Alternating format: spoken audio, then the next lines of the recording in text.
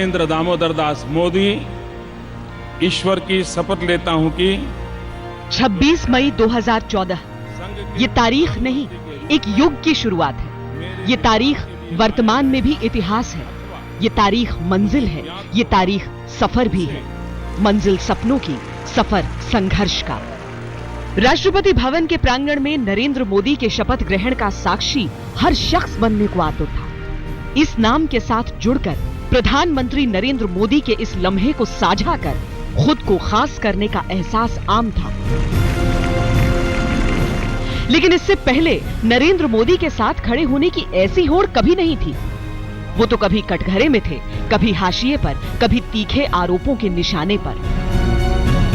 इस 21वीं सदी में नरेंद्र मोदी कभी भी देश के प्रधानमंत्री नहीं बनेंगे, नहीं बनेंगे, नहीं बनेंगे। लेकिन यहां आकर चाय का वितरण करना चाहते हैं तो हम उनके लिए कुछ जगह बना रखते हैं। ये सपनों की ताकत को हैसियत से मापने की भूल थी, हौसले की हिम्मत को हकीकत की कसौटी पर तौलने का दम। इस प्रहार के जुबानी जवाब भी बहुत दिए गए, पर यह सिर्फ एक प्रहार नहीं था। ये कहानी थी नरेंद्र मोदी की, ये उनका संघर्ष था, ये उनकी चुनौती थी। ये एक ऐसे चाय वाले की जीत थी जिसने हालात बदलने की कसम खाई थी और देश बदल कर दम लिया।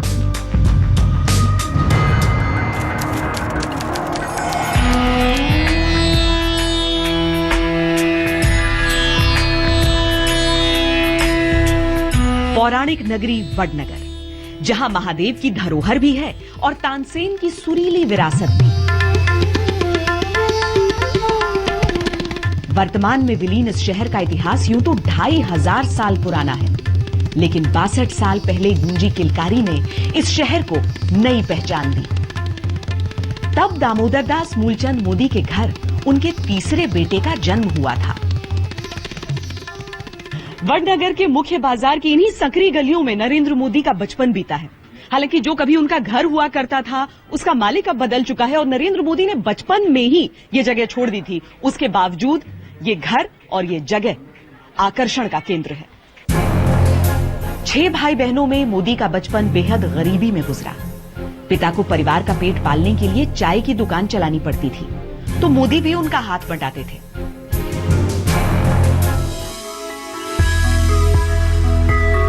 अरे नरेंद्र बेटा, ये सब अभी बराबर है। पहले बाकड़ा साफ करे, लोगों को बैठना है। और सुन, काम जरा जल्दी जल्दी कर। ठीक है बाबूजी। हाँ। अरे ओ रवजी भाई, आइए आइए। अरे यहाँ आओ साहब, आइए आइए बैठिए। मैंने आपके लिए बढ़िया अदरक वाली चाय बनाई है, पी के तो जाइए। आप कहते हो तो चाय पी लेते हैं। वैसे भी आपकी चाय पूरे वडनगर में मशहूर है। भाई सब भगवान की कृपा है। अरे तुम्हारा बेटा नरेंद्र बहुत अच्छा लड़का है, आज्ञाकारी पुत्र है। देखना बड़ा होकर मेरा नाम रोशन करेगा ये। बाबूजी, केतली में चाय निकाल दो, ट्रेन आने वाली है। बस बेटा, ये निकाल दी है, ये ले जा। और सुन, ज्यादा तेज नहीं भागना, नहीं तो दोनों गिर जाओगे, चाय भी और तुम भी। हैं? ये ले। क्या? ये ले। बाबूजी भरोसा रखो। अरे सांभर नरेंद्र,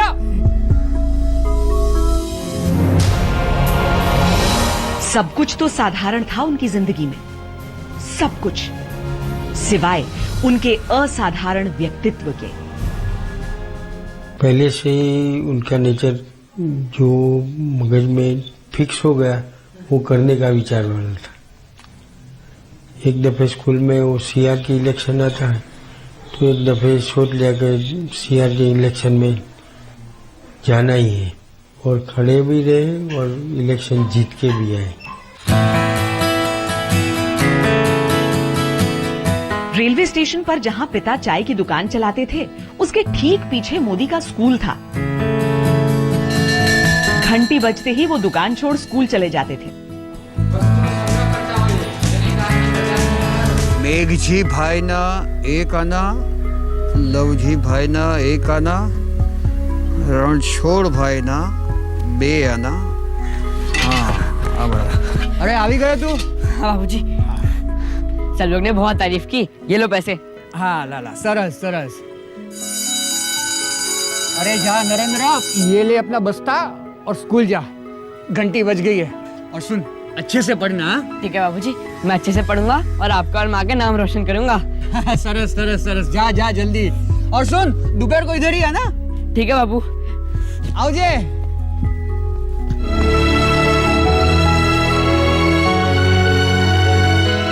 मोदी की जिंदगी में साधन की कमी जरूर थी, पर संस्कारों की कभी नहीं। बाकी बच्चों से कुछ ज्यादा नटखट थे, पर मां का कहना कभी नहीं टालते थे।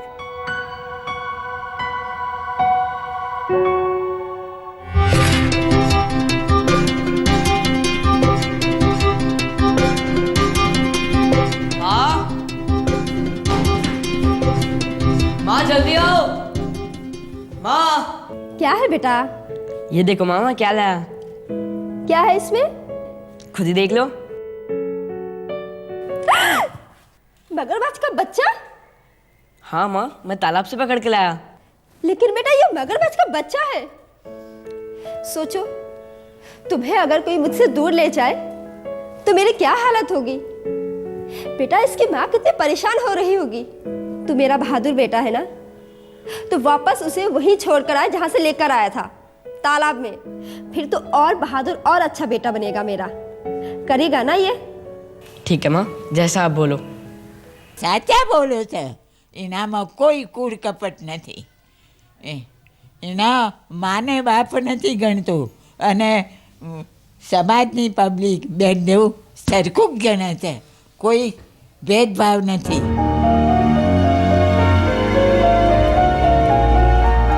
जिस वक्त मोदी स्कूल में पढ़ रहे थे, गुजरात में आरएसएस का विस्तार हो रहा था।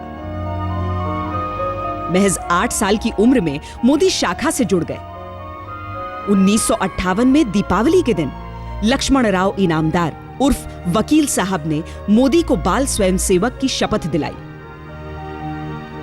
आरएसएस की शाखाएं लगती थी तो हम खेलने के लिए शाखा में जाते थे बचपन से। नरेंद्र भाई, मैं, मेरे दूसरे भाई भी जाते थे। ऐसे बचपन में हम शाखा से खेल कूद के नाते जुड़े हुए थे और आहिस्ते आहिस्ते उसमें अच्छी शिक्षा भी प्राप्त कर ली।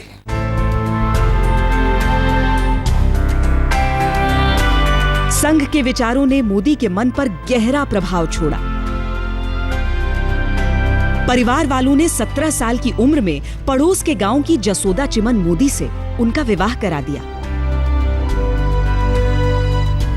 पर बड़े हो रहे मोदी की विचारधारा भी आकार ले रही थी।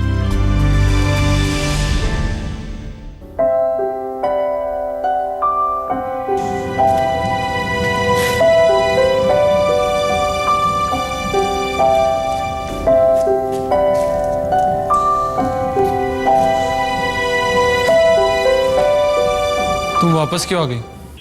जहाँ आप रहेंगे वही तो रहूंगी ना। देखो, मेरा खुद का ही कोई ठिकाना नहीं। आज यहाँ हूँ, पता नहीं कल कब कहाँ रहूँगा। आप जहाँ जाएंगे मैं पीछे पीछे आऊँगी। मुझे देश की सेवा करनी है, मैं तुम्हें अपने साथ नहीं रख सकता।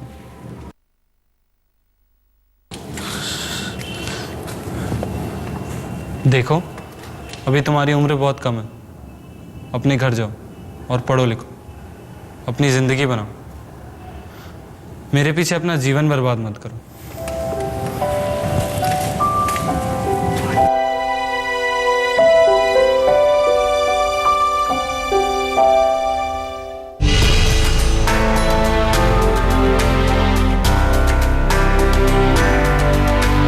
मोदी बहुत कुछ करना चाहते थे। ये बेचैनी ऐसी थी कि वो एक दिन वाकई घर छोड़कर निकल पड़े। 2 साल तक कोई नहीं जानता था कि मोदी कहां गए, कब लौटेंगे। ये मोदी का अज्ञातवास था। वो केदार के नीचे गरु चट्टी में उन्होंने साधना की है, ऐसा मैंने सुना है। वो गरु चट्टी भी मैंने देखी है। उनका जो अभी वहाँ के स्वामी है अभिराम जी करके, वो अभी नर्मदा किनारे उन्होंने आश्रम बनाया है। उनके साथ मेरे बात हुई थी तो उन्हें पता कहा नरेंद्र जी हमारे यहाँ आया करते थे, ऐसा मेरे को मेरे उन्होंने जो बताया था वो बात टैली हो गई। और मेरी जीवन व्यवस्था ऐसी है, मैं ज़्यादातर यार दोस्तों महफिलों में रहने वाला इंसान नहीं हूँ। ज़्यादातर मैं काम नहीं होता है तो अकेला होता हूँ। मोदी लौटे तो वडनगर नहीं गए, वो गए अहमदाबाद। शहर के बस स्टैंड पर एक चाय की दुकान लगाई। शायद गुजर बसर की जो कला बचपन में जानी थी, उसी के सहारे जिंदगी गुजारना चाहते थे। पर नियति की नियत कुछ और थी। वाकई नरेंद्र भाई, चाय आप बहुत अच्छी बनाते हो। धन्यवाद साहब। सारी उम्र चाय ही बनाते रहोगे या कुछ और भी करोगे? मोदी के चाय के ठेले पर आरएसएस शाखा से लौटते स्वयं सेवक आते थे। कुछ सोचा है? सोचा तो है साहब। उनसे नरेंद्र मोदी की भी बातचीत होती थी। क्या करना चाहते हो? सच कहूँ तो साहब ये चाय वाय बहाना है साहब। मोदी के भीतर का स्वयं सेवक जाग गया। देश का हालचाल पता चल जाता है, देश प्रेम की भावना प्रबल होती है। और मोदी फिर आरएसएस में लौट आए। ये तय देश के लिए करना है। मोदी की जहनी तलाश, उनकी बेचैनी संघ के सिद्धांतों से मेल नहीं खाता था, लेकिन उनकी संगठनात्मक शक्ति, उनकी रणनीतियां, उनका मैनेजमेंट काम हाथ में लिया तो उसे पूरा करने की जिद और एक कार्यकर्ता के तौर पर उनकी निष्ठा का ही नतीजा था कि मोदी के बगैर गुजरात आरएसएस का कोई काम नहीं चलता था। मणिनगर स्थित हेडगेवार भवन में नरेंद्र मोदी ने अपनी जिंदगी के कई अहम साल बिताए हैं। पर मोदी ये अच्छी तरीके से जानते थे कि संघ के लीडरों के लिए एक कुशल मैनेजर होना अलग बात है और खुद एक कुशल लीडर होना अलग। मोदी अब सक्रिय राजनीति में प्रवेश चाहते थे, पर वो जानते थे कि इसके लिए उन्हें संघ की वैचारिक दुनिया से बीजेपी की वास्तविक राजनीति में कदम रखना होगा। मोदी को एहसास हुआ कि वो संघ के लिए ही बने हैं। वो सुबह प्रचारकों के लिए चाय नाश्ता बनाते, फिर 8-9 कमरे की पूरी इमारत को साफ करते, झाड़ू पोछा लगाते।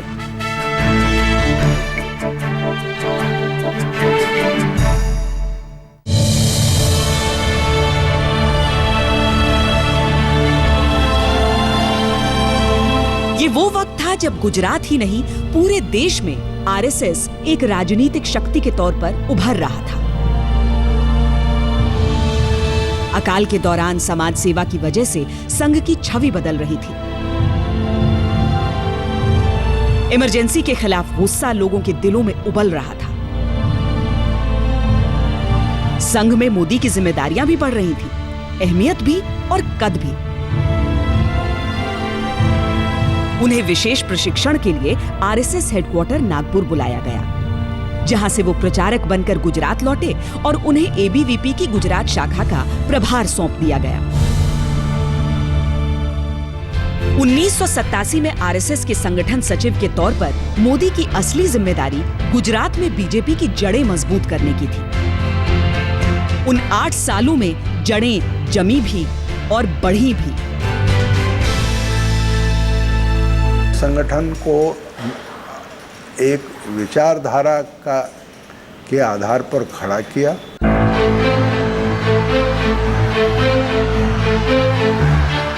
उन्नीस 1990 का दशक केंद्रीय राजनीति में भी बीजेपी के लिए निर्णायक था।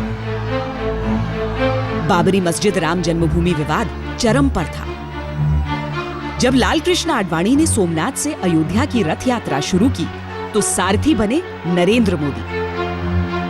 और फिर जब उस वक्त के बीजेपी अध्यक्ष डॉक्टर मुरली मनोहर जोशी की एकता यात्रा निकली तो पूरा जिम्मा नरेंद्र मोदी को सौंपा गया।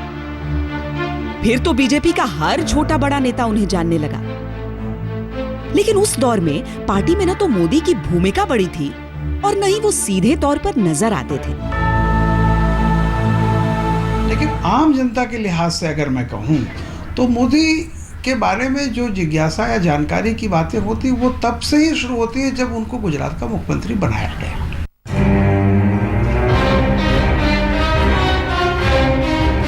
इस बीच गुजरात में बीजेपी विपक्ष में ही थी। शंकर सिंह वाघेला गुजरात के लोकप्रिय नेता थे और मोदी उनके रणनीतिकार की भूमिका में थे। केंद्रीय नेतृत्व मोदी को खास तवज्जो देता था। ऊपर से मोदी की अपनी ठसक। यही वजह थी कि गुजरात के कद्दावर नेताओं को मोदी बहुत रास नहीं आते थे।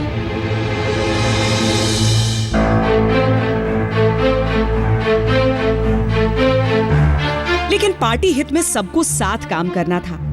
वाघेला, केशुभाई और मोदी की मेहनत का ही नतीजा था कि बीजेपी विधानसभा में 11 से 67 और फिर 1995 में 121 तक पहुंच गई। बीजेपी की सरकार तो बन गई, लेकिन मनमुटाव की वजह से सियासी उठापटक कुछ ऐसी थी कि अटल बिहारी वाजपेयी ने राज्य में डैमेज कंट्रोल के तहत मोदी को राष्ट्रीय सचिव बना दिल्ली भेज दिया। मोदी को वैसे तो सजा के तौर पर दिल्ली भेजा गया, पर उनको जमकर इसका फायदा मिला। गुजरात में शंकर सिंह वाघेला पार्टी छोड़ चुके थे, केशुभाई का करिश्मा धीरे धीरे फीका पड़ रहा था और दिल्ली में नरेंद्र मोदी के कामकाज की शैली से आला कमान पर जबरदस्त प्रभाव पड़ रहा था।